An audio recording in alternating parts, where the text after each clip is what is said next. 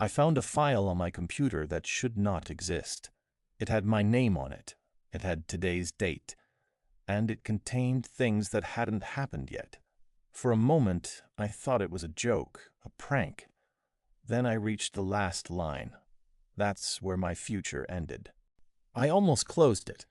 My cursor hovered over the file name for a full second longer than it should have. I told myself it was nothing, a glitch, a leftover backup. But when I opened it, the screen didn't load text. It loaded a photograph of my apartment taken from inside. That was when I realized this file wasn't old. It was watching. I checked the file properties. Creation time, 3 minutes ago. I had been sitting at my desk for over an hour. No downloads, no background apps. The file shouldn't have appeared without me noticing. Then another detail stood out. The author field didn't list my name. It listed my email address, the one I only use for private accounts. I scrolled past the photo.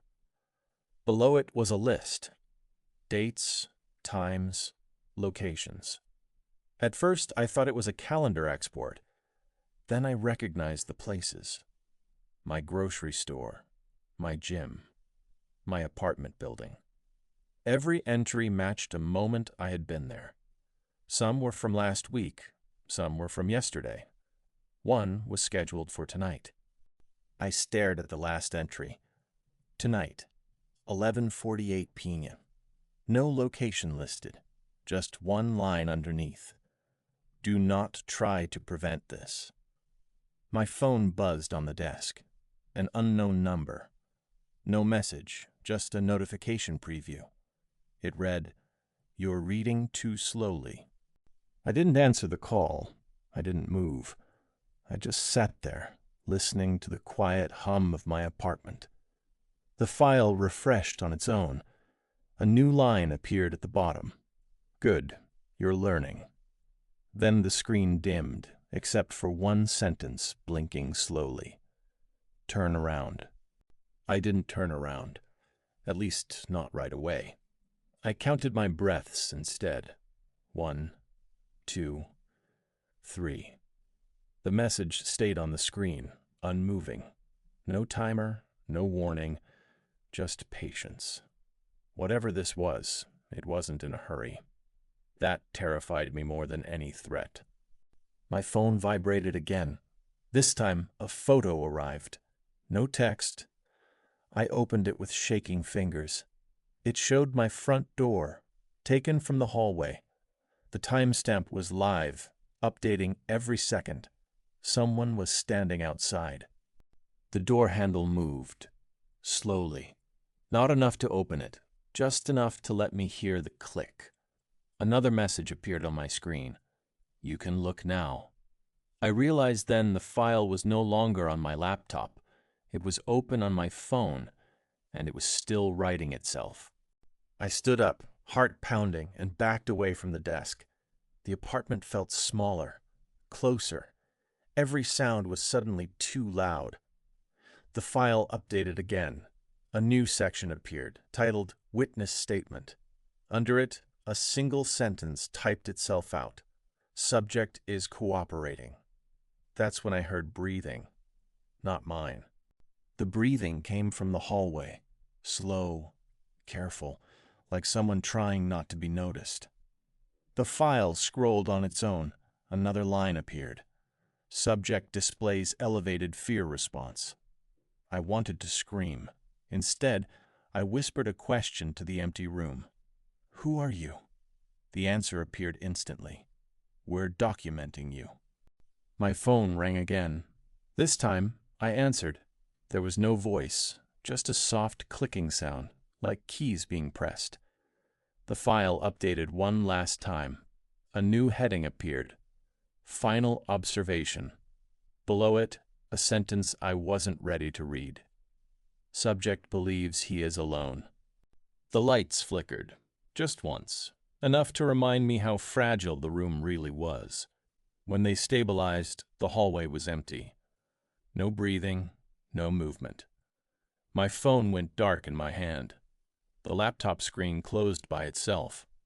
Silence returned. Too clean. I didn't sleep. I sat on the couch until morning, watching the light crawl across the walls. No messages, no files, no footsteps. By daylight, the night felt unreal, like something I had imagined. I almost believed it was over. Then I checked my computer history. There was one file access logged at 6:42 a.m. by someone else. I checked every folder, every log, every system alert. Nothing explained the access. No username, no device, just a blank entry where an identity should have been. I told myself it was a bug, that systems fail all the time. Then I noticed the pattern. Every unexplained access happened right after I stopped looking. I tried to break the pattern. I kept the screen on, eyes open, cursor moving. Minutes passed. Nothing happened. Then my eyes burned. I blinked, just once. When the screen refreshed, a new entry appeared, time-stamped to the exact second my eyes closed. That's when I understood. It wasn't watching my devices. It was watching me. The file didn't update when I wasn't there. It updated when I stopped paying attention, when I looked away, when I assumed I was safe. A final note appeared beneath the log. Observation improves accuracy. I shut the laptop, unplugged it, pulled the battery from my phone. The apartment felt quieter without the screens. Too quiet. I sat there, doing nothing, watching the room instead. For a moment, nothing happened. Then I felt it. The unmistakable sensation of being noticed. The sensation wasn't fear anymore. It was pressure, like a presence leaning closer without touching me. I focused on the wall, on the clock, on anything that wasn't my own thoughts. Then I heard it. A soft sound behind me. Not footsteps, not breathing. Pages turning. There were no books in my apartment, no papers loose enough to make that sound, and yet the noise continued, slow, methodical, like someone reviewing a report. I didn't turn around. I already knew what I would see, or worse, what I wouldn't. A new sound joined the first, a faint tapping, not on glass, not on wood, on skin, measured, deliberate, as if someone were counting seconds against my pulse. I realized then the file was no longer digital. It was being compiled in the room with me. I spoke out loud, hoping sound might break it. "Stop!" The tapping paused, just long enough to let me believe I had control. Then it resumed, faster, closer. A new sensation followed, warmth on my shoulder, like a hand hovering there, not touching, waiting to be acknowledged. I finally turned around. There was nothing there. No figure, no shadow, just empty air where the sensation had been. Relief hit me all at once, too fast, because the laptop lid lifted on its own behind me, and something began typing. I didn't need to look at the screen to know what it was writing. I could feel it. Each keystroke landed like a weight inside my chest. The sound stopped. Silence returned. Then a calm, neutral voice came from the speakers. Not synthetic, not human. Final entry ready for review. The screen turned toward me. I hadn't touched it. A single paragraph filled the display. No cursor, no errors, just text. It described this moment in perfect detail. My posture, my breathing, the hesitation before reading.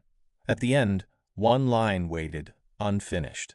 Subject is about to understand that observation is permanent. I tried to close the file. There was no close button, no cursor anymore, just text breathing softly with the glow of the screen. A new line appeared beneath the last one.